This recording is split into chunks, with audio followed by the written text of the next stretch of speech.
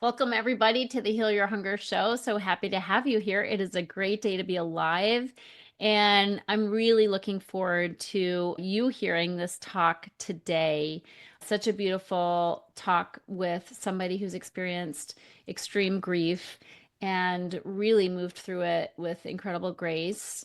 And I think that's an important lesson for all of us who have something that knocks us off our game emotionally and usually causes us to eat. And my guest was no exception to that pattern, but you're going to love what she has to say about healing from grief. If you're here at the Heal Your Hunger show for the first time, welcome. I'm so happy you're here.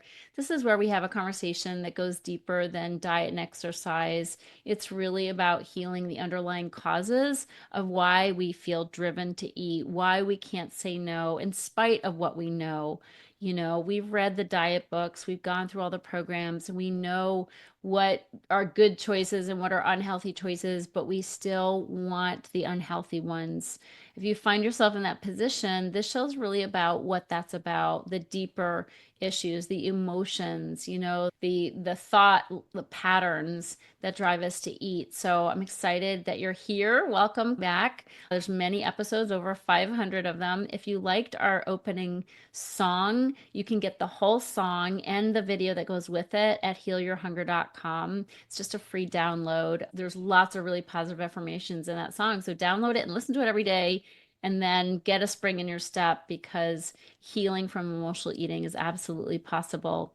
And if you don't know if you're an emotional eater, no worries. You can actually take a quiz on my website, healyourhunger.com, and find out. You actually, when you take the quiz, it takes like 3 minutes to take it, you'll get a personalized score. And based on that score, you'll get action steps on what you can do to heal. So check that out. And also check me out on Instagram. If you don't know, I'm at Tricia Nelson _ very inspirational posts that can just give you a little boost, a little yay you throughout the week. So yeah, check me out on Instagram. So now for my guest, this beautiful being, Krista St-Germain, is a master certified life coach, grief expert, widow, mom, and host of the Widowed Mom podcast. When her husband was killed by a drunk driver in 2016, Krista's life was completely and unexpectedly flipped upside down, and we're going to talk about that. So she's amazing. She has a process she walks women through so that they can heal grief. And we go deep into that today on the show. So check it out. Krista, welcome. Glad to have you on the show. Thank you. Happy to be here. Yeah, this is cool. I really think it's an important topic. As I was telling you before we started, I just did a podcast called I Was Doing Good Until. And I Mhm. talk about this a lot because people are often, not really hip to the fact that they're emotional eaters. Like they don't realize, they think they just like food. But I always say, well, if you've ever muttered the words, what's wrong? I was doing so good until blah blah blah happened. I lost my spouse or I, moved across the country or whatever. And it's those untils that always get us. Oh my gosh, I was doing good until COVID hit, and it's like it's always those instances where we are thrown off emotionally, and that's why I bring this up because people don't realize, oh, it was the emotional something. They think, oh, it's because my mom died or my spouse died. No, that's an event. But then Yes. we have a whole lot of emotions that we're not prepared. We don't have the tools to deal with, and therefore we eat. And eating being like our number one tool where when we're emotional eaters and food addicts. But what I want to do is really dig into this particular until because it's death is part of life, and some people, obviously, like yourself, experience it obviously way too soon, and it's a terrible thing to go through. So first, I'm sorry for your loss. Thank you. And congratulations for having your mess become your message, and learning how to help other people through such an experience. So I'm Thank you. really glad we're talking about this, really glad. And I have tons of listeners, I'm sure, who are widows. Most of my listeners are women and older women who might be losing their spouse. Mhm. And so let's dig into it. Do you want to start with your personal story and let people know what happened to you? Sure. Yeah. I was right at that sweet spot in life where it felt like all the best days were ahead of me. I had just gotten remarried. My first marriage ended. We had two kids from that marriage, but did not end well. Met a new man, proof that you could be treated the way you wanted to be treated, right?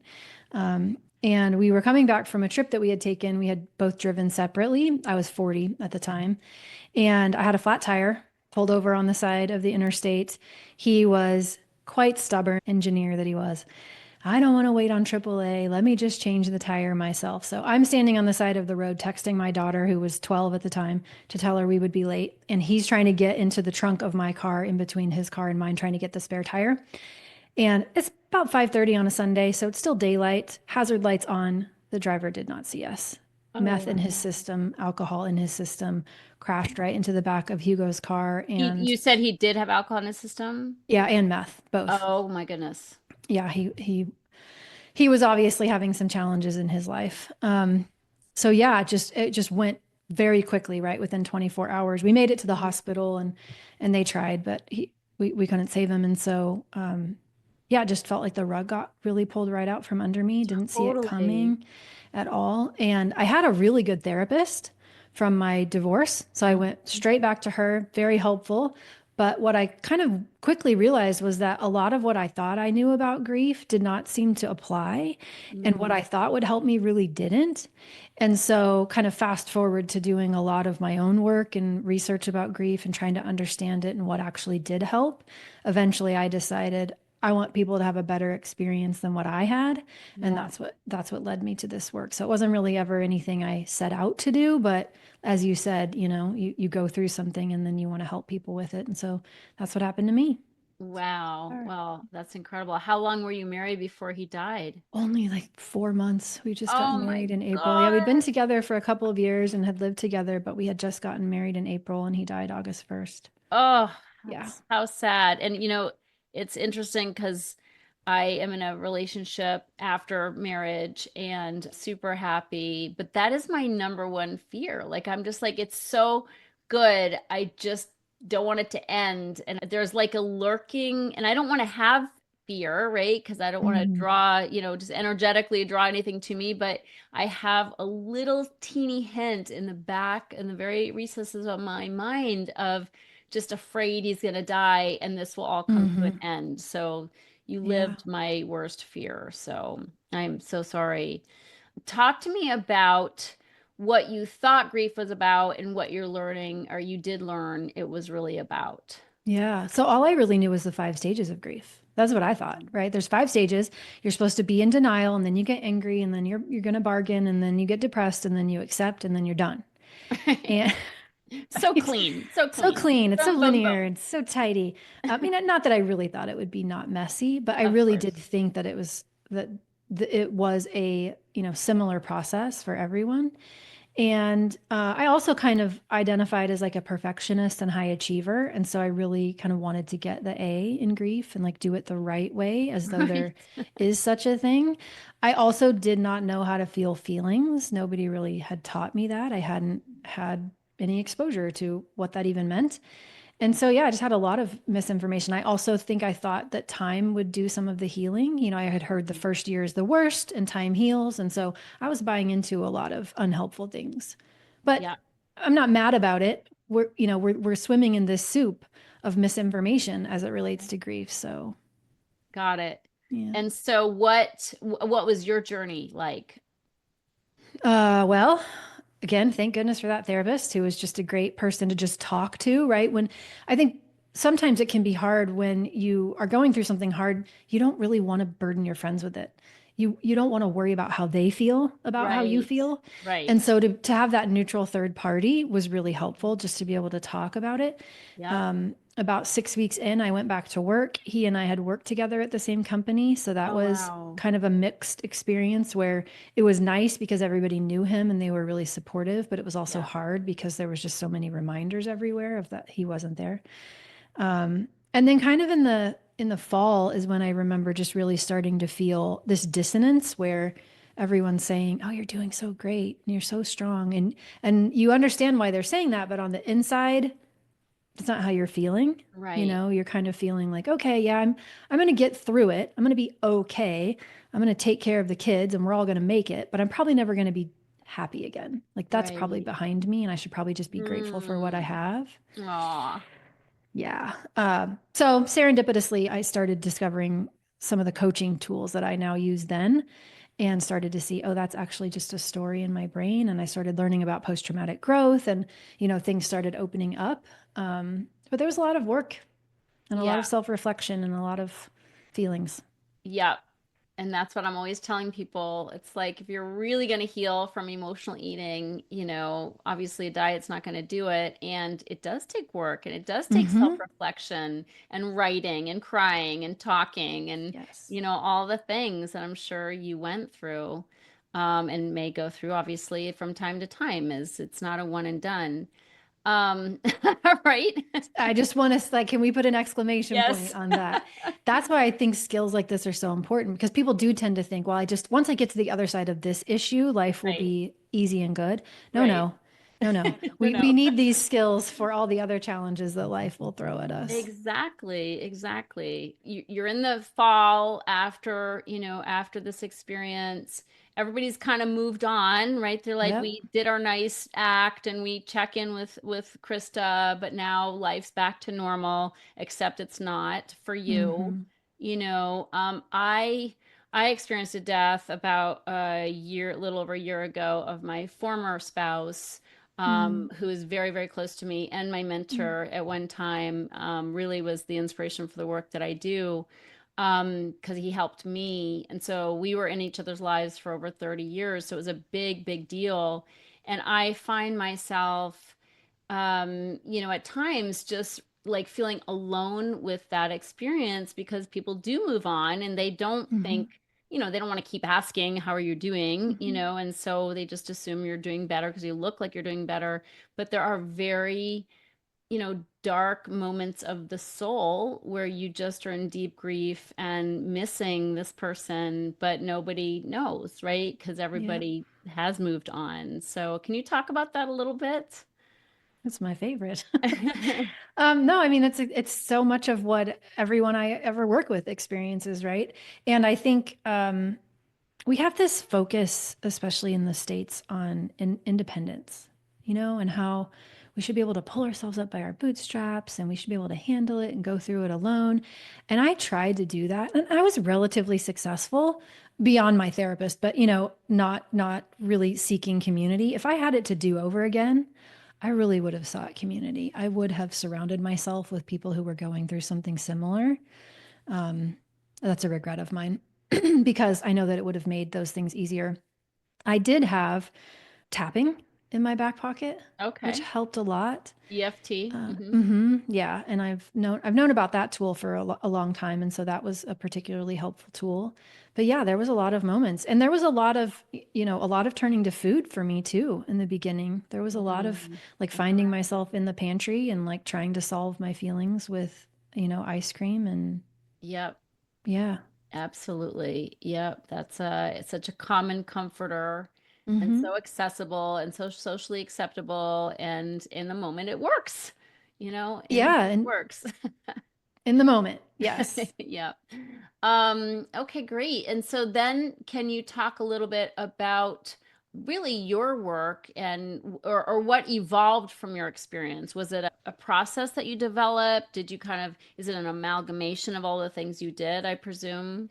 Yeah, and it's evolved over time, right? Because I Hmm. keep learning more things and I keep tweaking my approach. So by and large, it is teaching people how to feel feelings and teaching Yeah. people that feelings aren't wrong or bad, right? Yeah. But Yeah. that it makes sense that we don't have coping mechanisms and we turn to things like food and alcohol and busyness and other behaviors to distract ourselves. And so how do we create enough safety in our nervous system so that we're building that window of resilience, and how do we let feelings flow through? That's a huge part of it. And then also what I love teaching people about is how to create post-traumatic growth. So it was a phrase that it's actually been around since the mid 90s. I just didn't know about it until after my husband died. But post traumatic growth is the idea that once we go through something traumatic, we can not just bounce back to the level of life satisfaction or quality of life that we had before, but we can actually use what has happened to us to bounce forward. So before Tedeschi and Calhoun did their research and coined this phrase post-traumatic growth, we thought you would go through something traumatic and you had two options. One, you would dip down and stay there, or you would dip down and the best you could hope for was to bounce back to where you were. And they came along and said, oh, there's this third group of people who are actually bouncing forward and reporting greater levels of satisfaction and quality of life, specifically in five key areas. But it doesn't even matter, but relationships, spirituality, just appreciation for life, strength, like all these things. To me, it just means there's nothing we can go through that we don't get to choose our response to. Right. Amen. And sometimes the worst things that we go through are the ones that wake us up and Mhm. help us get back in touch with what we really value and how we really want to live. Yeah. And it doesn't mean we have to be grateful for the loss, but we Right. always get to decide what we want to make of it and who we want to be in it. I love that. We don't have to be a victim or stay a victim of Yeah, we have circumstances. choices. Yeah, I love that. How are you different? What has your post-traumatic growth made of Hmm. you? Yeah. Besides being a coach now. Well, yeah, obviously a huge career change. I definitely felt that pretty quickly. It wasn't the first loss I had experienced, but it was the first loss that hit me that hard. And it Hmm. was definitely for me a wake-up call of, is this what I want to be doing with my life? Right? Yes. He loved what he did, right? He was an engineer, Hmm. loved it. I didn't care. Like I loved the money. I liked the people, but it didn't like move me. Yep. So that was definitely an area. Also, just relationships. I think I realized there were a lot of relationships that I was in that I had been past maybe the point of diminishing return. Hmm. I was like Yeah. shooting myself into staying in those relationships, even though I had really outgrown them. So changing some things there. I think spiritually, my beliefs shifted. There's a process of kind of examining what you believe and realizing that maybe you didn't choose a lot of it Yep. and then consciously choosing. So yeah, it felt small and powerful in many ways, and then in other ways it felt big, and Yeah. noticeable. Beautiful. Um, did you go through a process of blaming God for what happened? Speaking of spiritual I ideas. never really did. For Okay. me, that wasn't really part of it. Yep. I was oddly even not as angry as I look back and expect that I would have been with the person who caused the accident. Hmm. Um, and I've had to dig into that a little bit since then because it's like if I just internalize the idea that anger is bad and that we shouldn't be angry and that to not be Mm. angry is somehow morally superior. But I think a huge part of me just kind of decided like his life was not going well. He was not that his behavior was excusable, not that he shouldn't go to jail, which he did, Mhm. but like you're not doing those kinds of things when life is going well, Yeah, you're not living your right? best life. Not at all. So I didn't really want to have anything to do with him, but a Mhm. part of me really didn't want him to define himself by that and really didn't want that to be, you know, the end all for him Mhm. either. So less anger than I think I would have expected. It Yeah. just sucked. Yes. I Oh just my hated that it God. happened. Death is so awful because it's so permanent. You So just permanent. can't recall it. It's just that's it. Yeah. I Yeah. had more probably internal guilt of like I should have pulled up further on the highway. I should have insisted we Okay. call AAA. Like there was what I Yes. see now is like a so often we don't want to feel powerless. We don't want to acknowledge that just bad things happen that we can't control. And sometimes Right. it's just easier to find someone or something to blame. Yeah. And, I made myself that something. Yes. Yeah. Yeah. How did you get out of that loop? That is such a Hmm. hard, Yeah. it does, it becomes a kind of a groove that Hmm. you can get trapped in. At a certain point, I just realized it wasn't useful, right? Okay. I don't That's think I healthy. really, I know, right? I don't think I really understood that the whole, it's kind of like a power grab thing that we do sometimes until later, much Hmm. later. I didn't really Yeah. connect those dots. But quickly, I was just like, okay, this isn't helping me. This is not going to help me be happy. This is not going to help me parent. This is just not a useful way of thinking. And so Yeah. I'm just going to have to forgive myself. I did not know. Hindsight, of course, I would have pulled up further. I would have insisted, but we Yeah. don't live that way, you know? Right. So I Yeah. just kind of had to let myself off the hook. Yeah. That's beautiful. I'm so glad. And then do you feel like you said, you could become not better than you were before, but certainly different and Hmm. and a equally good version? How has that evolved for you, where you have, Hmm. probably some joy now, right? Like you're back Hmm. to a place of experiencing joy. What do you feel like are the ingredients of that? Yeah, the phrase better than has always kind of, I resist Yeah, that phrase a little bit. yeah. So I don't think that I'm better than, but I do think I'm more intentional. I do Mm-hmm. think I'm more aligned. I think I'm more awake and aware. Mm, And that has made a big difference. that's Right. nice. Yeah. Just coming back into touch with like, okay, what's really important to me? Who do I really want to be? What do I actually care about? And how can I take more actions aligned with those things? And that's been something I've leaned heavily on, just kind of, values as a compass. And what a beautiful thing, Krista, because obviously things do happen. And I think the best we can absolutely hope for is that we do use it for Mhm. good. Yeah. We use it for good, and we use it, I mean, in the best way, not only that we learn and grow and evolve as human and spiritual beings, but also that we can even share that with other people. So that is so beautiful. Thank you. Yeah. And I always like to remind myself and others too that it's just a choice we can make. It's not, when we go thinking of it as another thing that we should do, then it Yeah. just kind of muddies the water. But it's just something we can choose if we want. And my thought is like, why not? Yeah, that's beautiful. Good for you. And so you mentioned community and how powerful that is. You have groups of people Hmm. who are grieving together or supporting each other in that grief process. Yeah. When I started as a coach, I only did one-on-one. Hmm. And then I kept hearing the same things over and over and over.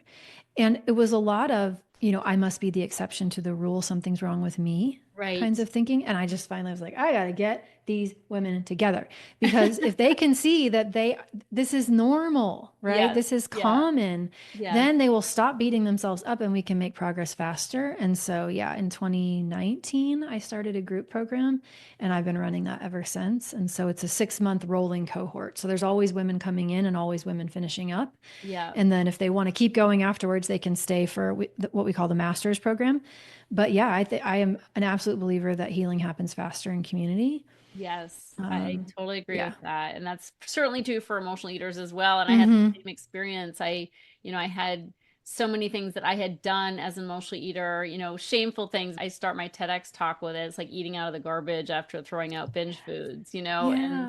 and people always comment and they're like, "Oh my God, I thought I was the only one who did that." Hmm. And I thought I was the only one who did that. And turns out so many people have done that. And so Yeah. that common identification with others who have had the same mess that we've had, it is healing in and of itself. Hmm. Just to stop beating ourselves up thinking we're so strange or different. And then it just goes from there, in an upward trajectory. Beautiful. Yeah. Well, thank you for the work that you do. Thanks for coming and being so, open and honest about your experiences. Thank you My for, pleasure. helping other people perhaps not feel so alone and realizing that they have a choice, that they can climb out of the darkness, and experience light in their life. Yeah, So absolutely. tell everybody how they can get a hold of you. Well, first, I have a gift. Oh, you I do. This do. is I have a right. Thank gift. you for You're mentioning that. absolutely. One of my biggest fears after Hugo died was that I would forget the memories that were important to me. And so I created a downloadable 100 journal prompt document called Memories That Matter. So it's Oh, it's kind of meant for beautiful. spouses, but honestly, you can modify it and use it for anyone. So if any of your listeners want that, they can get it at coachingwithkrista.com/heal your hunger. Beautiful. And so that's there for them. And then I have a podcast called the Widowed Mom Podcast. So if anybody wants to learn more about grief, post traumatic growth, those are the things that I'm talking about. Great. And yeah, those are the places. Great. Okay. We will put those links in the show notes for you, Awesome. and for people to access that beautiful gift. That sounds really, really yummy. When there's something I really like as an emotional eater, I call it yummy. Call it yummy. I like it. Great. Well, thank you so much, Krista. I have one more question for you. This being the Heal Your Hunger show, what is your deepest hunger? Ooh, I think it has to do with being seen, Hmm. right? It is to be seen and loved for like all that I am, including the darkness. Amen. I love Yeah. that. So beautiful. Well, I'm very grateful to get a glimpse today. You are a beautiful soul inside and Thank you. out. So thank you for coming to the Heal Your Hunger show. Thanks for having me. You bet. If you're ready to get off the dieting roller coaster ride and finally make peace with food and with your body, talk to a Heal Your Hunger mentor about what steps you need to take based on your own history with food and weight. Go to healyourhunger.com and register for an emotional eating breakthrough session and see how fast you can experience real change. It's a complimentary evaluation, but there are limited spots available. So go to healyourhunger.com and register to speak with a mentor today.